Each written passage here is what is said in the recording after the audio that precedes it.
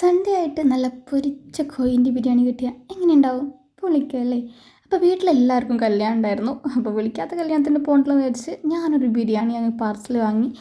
ഇതൊരു ഒന്നൊന്നര ബിരിയാണി ആയിരുന്നു കേട്ടോ. എനിക്ക് ഭയങ്കരമായിട്ട് ഇഷ്ടപ്പെട്ടു. ഇതിൻ്റെ ആ ഒരു ചിക്കൻ പീസ് തന്നെ അടിപൊളിയായിരുന്നു. അത് കണ്ടപ്പോൾ തന്നെ എനിക്ക് മനസ്സങ്ങ് നിറഞ്ഞു. ഇതിൻ്റെ കൂടെയുള്ള സാലഡായാലും അച്ചാറായാലും, പൊതുവേ ഞാൻ അച്ചാറൊന്നും യൂസ് ചെയ്യാത്തതാണ്, പക്ഷേ അച്ചാർ വരെ ഒരു രക്ഷയുണ്ടായിരുന്നില്ല. അപ്പോൾ നല്ല പൊരിച്ച ചിക്കനായിരുന്നു. എനിക്ക് പൊതുവെ പൊരിച്ച ചിക്കൻ്റെ ബിരിയാണിയോടാണ് ഇഷ്ടം. രണ്ടും കഴിക്കുമെങ്കിലും കൂടുതൽ താല്പര്യം എന്ന് മാത്രം.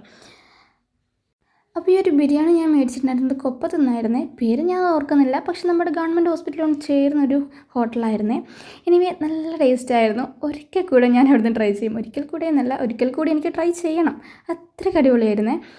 ഞാൻ പറഞ്ഞല്ലോ, എനിക്ക് നാരങ്ങാച്ചാർ ഒട്ടും ഇഷ്ടമില്ലാത്തതാണ്, പക്ഷേ ആ അച്ചാർ വരെ കൂട്ടി ഞാൻ ആ ബിരിയാണി കഴിച്ചു പോയി കേട്ടോ.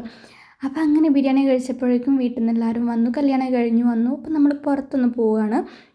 വേറെ എങ്ങോട്ടും അല്ല, നമ്മുടെ മലയിൽ ഫാമിലേക്കാണ് കേട്ടോ പോകുന്നത്. കൊളത്തൂർ പാങ്ങ് ചേണ്ടി ഭാഗത്തൊക്കെ ആയിട്ടാണ് ഈ ഒരു പാർക്ക് വരുന്നത്. നമ്മൾ 1-2 തവണ അതിൻ്റെ മുന്നേ വന്നിട്ടുണ്ട്. കുട്ടികളെയും കൊണ്ടൊക്കെ എൻജോയ് ചെയ്യാൻ പറ്റിയ അടിപൊളിയായിട്ടുള്ളൊരു സ്ഥലമാണ്.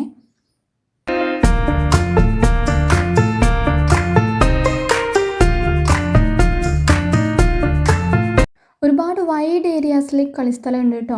എനിക്ക് ഫുൾ നമ്മുടെ ഈ ഒരു ഷോർട്സിൽ ഇൻക്ലൂഡ് ചെയ്തിട്ടില്ല. നമ്മളിതിൻ്റെ ഫുൾ വീഡിയോ അപ്ലോഡ് ചെയ്തിട്ടുണ്ട്. അപ്പം കുട്ടികൾക്ക് മാത്രമല്ല, മുതിർന്നവർക്കും അതുപോലെ നമുക്ക് വെറുതെ ഇരിക്കുന്ന സമയത്ത് ഒരു ചായ കുടിക്കണമെങ്കിൽ അവിടെ 2-3 ടീ ഷോപ്പും ഐസ്ക്രീം ഷോപ്പും എല്ലാം ഉണ്ട്. അപ്പോൾ അങ്ങനെ കുട്ടികൾക്ക് പറന്ന് നടന്ന് കളിക്കാൻ പറ്റിയ ഒരുപാട് സ്ഥലമുണ്ട് കേട്ടോ. ജിയു ശരിക്കും എൻജോയ് ചെയ്തിട്ടുണ്ട്. അവനിവിടെ പോകുന്നത് ഭയങ്കര ഇഷ്ടമാണ്. പിന്നെ ഇതാണ് ഇവിടുത്തെ ടവർ. അപ്പോൾ ഇതിൻ്റെ മുകളിൽ നിന്നിട്ടുള്ളൊരു വ്യൂ ആണ് കേട്ടോ ഇപ്പോൾ ഇത്.